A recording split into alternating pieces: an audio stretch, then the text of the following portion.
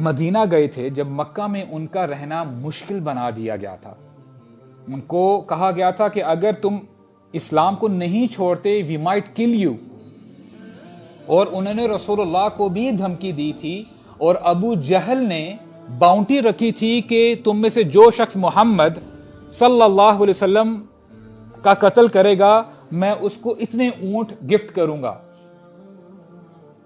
تو مسلمانوں کو مائگریٹ کرنا پڑا. اور پھر غزوہ بدر کے موقع پہ مسلمانوں نے فرسٹ ٹائم ایک بیٹل میں رول پلے کیا. اس سے پہلے کبھی بھی انہوں نے جو ہے اتنی بڑی بیٹل کو فیس نہیں کیا تھا. اور مسلمان انیشلی جب نکلے تھے مدینہ سے they were assuming کہ ایک جو قافلہ جا رہا ہے مال لے کے مکہ والوں کا، ہم مال لے لیں گے ان سے، اور ان کا پورا رائٹ تھا کہ وہ اپنا مال ڈیمانڈ کرتے. کیوں؟ کیونکہ جب وہ مدینہ کی طرف آئے تھے مکہ والوں نے ان کے گھروں کو لوٹا تھا، ان کی پراپرٹی کو لے لیا تھا. تو مسلمز تھاٹ کہ ابھی ہمارا وقت ہے کہ ہمیں ہمارا حق ملنا چاہیے. لیکن اللہ سبحانہ و تعالیٰ آیات نازل فرما دیتے ہیں، اللہ تعالیٰ گارنٹی دیتے ہیں کہ اے مسلمانوں دو قافلے ہیں، دو گروپس آ رہے ہیں، دونوں میں سے ایک پر تمہیں میں فتح ضرور دوں گا. You will have victory.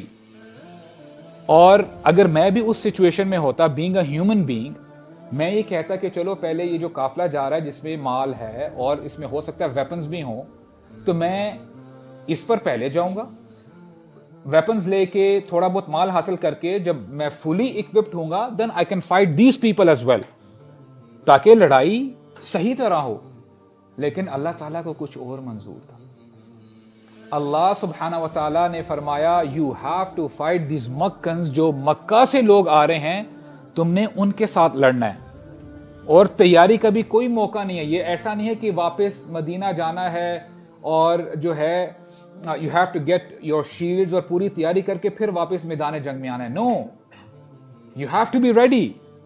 اور پوری آرمی میں جو مسلم آرمی تھی، آرمی تو نہیں کہنا چاہیے، وہ تو نارمل جو ہے کسی اور مائنڈ سیٹ سے نکلے تھے مدینہ سے.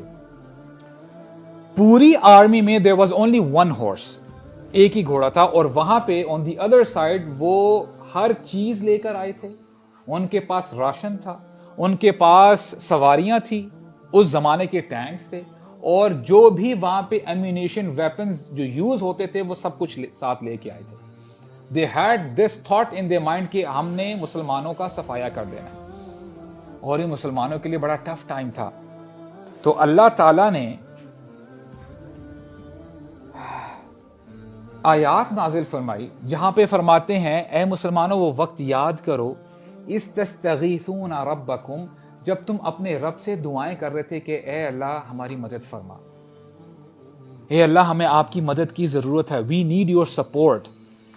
اللہ سبحانہ و تعالیٰ نے رپلائی دیا، not only verbal بلکہ پریکٹیکل. فاستجاب لکم، تمہارے رب نے تمہاری دعا کو سن لیا.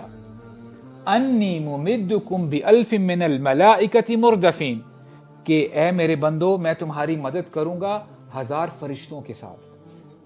I will send down angels for your help، تو وہ تمہاری مدد کریں گے. اور ہوا کیا کہ ہمیں نریشنز بتاتی ہیں کہ مسلمانوں نے دیکھا کہ کچھ ہے جو آسمانوں سے اتر رہا ہے، کوئی مخلوق ہے سفید کپڑوں میں. اور انہوں نے یہ بھی ایکسپیرینس کیا کہ کچھ ہے جو کہ مشرکین مکہ کو پش بیک کر رہی ہے، ان کو واپس دھکیل رہی ہے. and الحمدللہ Muslims won that battle. غزوہ بدر میں مسلمانوں کو فتح ہوئی. لیکن اللہ سبحانہ و تعالی wanted to give us the lesson. He wanted to give us the lesson. وہ lesson کیا تھا؟ اے میرے بندو، وَمَا جَعَلَهُ اللَّهُ إِلَّا بُشْرَا وَلِتَطْمَئِنَّ بِهِ قُلُوبُكُمْ. یہ جو تمہیں فرشتے نظر آ رہے تھے نا کہ نازل ہو رہے ہیں تمہاری مدد کر رہے ہیں، یہ تو تمہارے لیے صرف خوشخبری تھی. وَلِتَطْمَئِنَّ بِهِ قُلُوبُكُمْ، اس سے مقصود یہ تھا کہ تمہارے دلوں کو اطمینان ہو جائے کہ someone is there for your help. And as a human being، مثال کے طور پہ اگر کسی کے ساتھ لڑائی ہے اور اس کا بڑا بھائی اس کے ساتھ آ جائے تو اس کو تسلی ہوتی کہ یار at least now I have the reinforcement with me, اب خیر ہے، کوئی مسئلہ نہیں ہے، اب ہم جیت جائیں گے. This is the part of the human nature. لیکن اللہ تعالیٰ نے آگے لیسن دیا، وہ اس وقت کے مسلمانوں کے لیے بھی تھا اور آج بھی ہمارے لیے لیسن ہے. قرآن مجید جتنی زندہ کتاب تھی 1400 سال پہلے اتنی ہی زندہ ہے آج بھی اتنی ہی زندہ کتاب ہے، اور قیامت تک آنے والے لوگوں کے لیے یہ رہنمائی کرے گی.